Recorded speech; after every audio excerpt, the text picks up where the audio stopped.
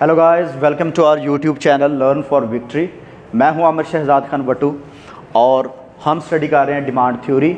और demand theory में हमने first of all law of demand को डिस्कस किया कि लॉ ऑफ डिमांड क्या है, और फिर हमने लॉ ऑफ डिमांड को डेफिनेशंस, टेबल और ग्राफ के ज़रिया से उसको एक्सप्लेन किया। और इसके बाद हमने लॉ ऑफ डिमांड के अंडर डिमांड कर्व को भी एक्सप्लेन किया। और आज हम लॉ ऑफ डिमांड को क्लोज़ करते हुए लॉ ऑफ डिमांड की लिमिटेशंस या एक्सेप्शंस कर रहे हैं। लॉ ऑफ डिमांड की लिमिटेशंस या एक्सेप्शंस करने से पहले हमें लॉ ऑफ डिमांड को रिपीट करना होगा कि लॉ ऑफ डिमांड क्या है। लॉ ऑफ डिमांड नेगेटिव या इन्वर्स रिलेशनशिप है प्राइसेस का, किसी भी प्रोडक्ट की प्राइस का उसकी क्वांटिटी डिमांड के साथ, ठीक है। और अदर थिंग्स बीइंग कांस्टेंट, यानी कि कुछ हालात या कुछ चीज़ें उनको हम होल्ड रख लें या फिर उनको चेंज ना करें, जिनको हम अजम्पशंस कहते हैं। तो फिर किसी चीज़ की, किसी प्रोडक्ट की या किसी चीज़ की प्राइस जब लो होती है तो उसकी क्वांटिटी डिमांड एक्सपेंड होती है, और जब उसकी प्राइस हाई होती है तो उसकी क्वांटिटी डिमांड कॉन्ट्रैक्ट करती है या सिकुड़ जाती है। नेगेटिव रिलेशनशिप है लॉ ऑफ डिमांड का। प्राइस डाउन जाएगी तो क्वांटिटी डिमांड एक्सपेंड करेगी, और प्राइस अप जाएगी तो क्वांटिटी डिमांड कॉन्ट्रैक्ट करेगी। यानी कि ये नेगेटिव रिलेशनशिप है किसी भी प्रोडक्ट की प्राइस का उसी चीज़ की या उसी प्रोडक्ट की क्वांटिटी के साथ। लिमिटेशंस या एक्सेप्शंस क्या हैं कि जब लॉ ऑफ डिमांड वर्क नहीं करता या जहां पर लॉ ऑफ डिमांड अप्लाई नहीं होता, यानी कि जहां पर लॉ ऑफ डिमांड नेगेट कर जाता है।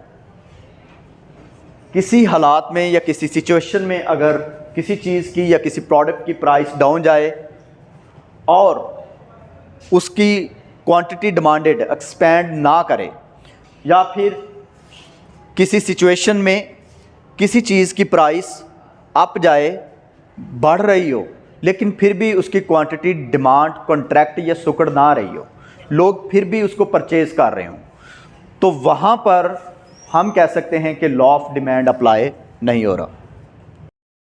तो लिमिटेशंस क्या हैं? लिमिटेशंस ये हैं, वो सिचुएशंस हैं जहाँ पे लॉ ऑफ डिमांड वायोलेट कर जाएगा, अप्लाई नहीं होगा। तो फर्स्ट क्या है? Change in test.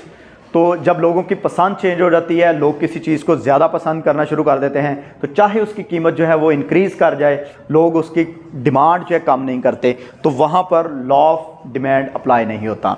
इसी तरह सेकंड पॉइंट है चेंज इन फैशन।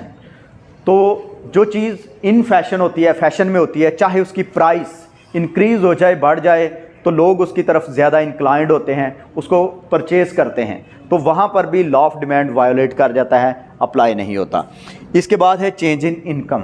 तो जब लोगों की इनकम इंक्रीज़ कर जाती है तो उस वक्त उनकी परचेजिंग पावर भी बढ़ जाती है, और लोग किसी प्राइस पर किसी चीज़ को पहले नहीं ख़रीद पा रहे थे, लेकिन जब उनकी इनकम बढ़ गई अब वो उस चीज़ को ख़रीद सकते हैं। तो इस वजह से वहाँ पर भी लॉ ऑफ डिमांड अप्लाई नहीं होगा। शॉर्टेज।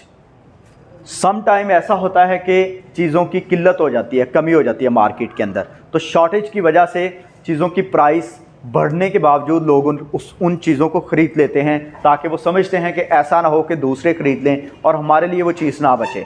तो शॉर्टेज की वजह से क्या होता है कि प्राइस अप भी जा रही हो किसी चीज़ की, लेकिन फिर भी लोग उसको ख़रीदने के लिए तैयार होते हैं, तो वहाँ पे भी लॉ ऑफ डिमांड अप्लाई नहीं होता। इसके बाद है सब्स्टिट्यूट्स। तो सब्स्टिट्यूट्स की सूरत में भी अगर चीज़ों के नेमल बदल या मतबादल चीज़ें दरियाफ़त हो जाएं, तो किसी चीज़ की प्राइस कम होने पर भी लोग सब्स्टिट्यूट्स की तरफ जा सकते हैं। यानी कि जब किसी प्रोडक्ट की प्राइस कम होती है तो लॉ ऑफ डिमांड के मुताबिक लोग उसकी जो क्वांटिटी डिमांडेड है वो बढ़ा देते हैं, लेकिन सब्स्टिट्यूट्स की सूरत में क्या है कि प्राइस कम होने की सूरत में भी लोग सब्स्टिट्यूट्स की तरफ जा सकते हैं और उसकी क्वांटिटी डिमांड नहीं एक्सपेंड करेगी, तो इस वजह से वहाँ पे भी लॉ ऑफ डिमांड अप्लाई नहीं होगा।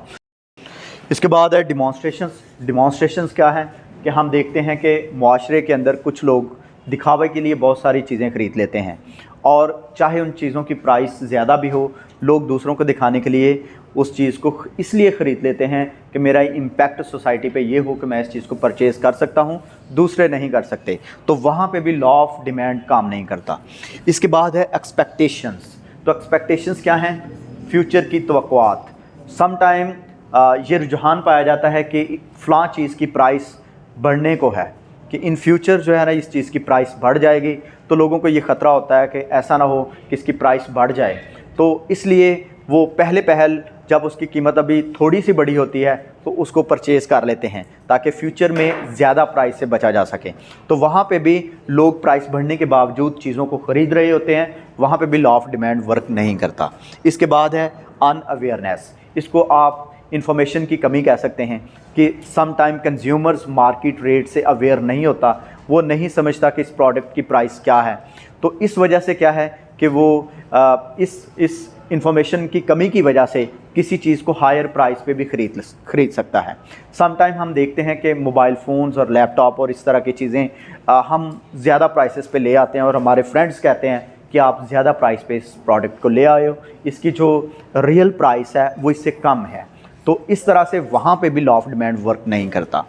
तो नेसेसिटीज़, तो हमारी लाइफ के अंदर क्या होता है कि कुछ चीज़ें जो हैं हमारे जीने के लिए बहुत ज़रूरी होती हैं, हम उनको हर हाल में ख़रीदते हैं और हर सिचुएशन में हमें उनको परचेज़ करना पड़ता है।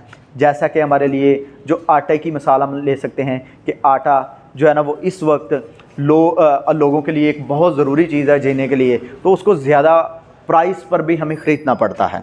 तो इस तरह से वो इस तरह की जो तमाम चीज़ें हैं जो हमारी ज़िंदगी की ज़रूरियात हैं, हम उनको ज़्यादा प्राइस पर भी ख़रीदने को तैयार होते हैं, तो वहाँ पे भी लॉ ऑफ डिमांड अप्लाई नहीं होता। इसके बाद है नेचुरल कैलामिटीज़। तो आप ये देखें कि जंग की सिचुएशन में या फ्लड की सिचुएशन में जो प्रोडक्शन है या सप्लाई है उसमें कमी वाक़ई हो जाती है, तो इस तरह से वहाँ पर भी जो है ना लोग ज़्यादा प्राइसेस पे भी चीज़ों को ख़रीदने के लिए तैयार होते हैं, क्योंकि जो किसी भी कैलामिटीज़ की वजह से अगर शॉर्टेज है तो उस वक्त लोगों को ख़तरा होता है कि ये ना हो कि चीज़ जो है ना वो मार्केट से ख़त्म हो जाए और हमारे लिए ना हो, तो वहाँ पे भी लॉ ऑफ डिमांड वर्क नहीं करेगा।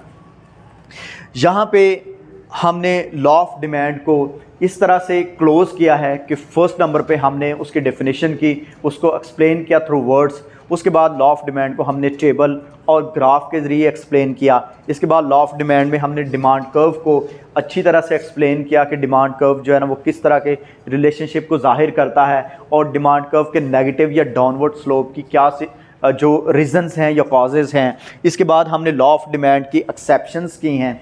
अब हम मार्केट का डिमांड कर्व करेंगे, लेकिन हम नेक्स्ट वीडियो में करेंगे। और इस तरह से ये जो तमाम लेक्चर्स हैं हम बाद में इनकी जो है एक प्ले लिस्ट तैयार करेंगे और वहाँ पे हम तमाम जो चैप्टर्स हैं जो जिस टॉपिक से रिलेटेड होंगे हम उनकी अलग अलग प्ले लिस्ट बनाएंगे। तो इस तरह से आप जनाब इस चैनल के साथ जुड़े रहिए, ताकि अगर आप इकोनॉमिक्स का कंप्लीट कोर्स करना चाहते हैं तो आप जो है ना इस चैनल को सब्सक्राइब करें और इसको जो है ना वो स्टार्ट से लेकर एंड तक हर वीडियो को देखें। Thank you so very much. Thanks for watching.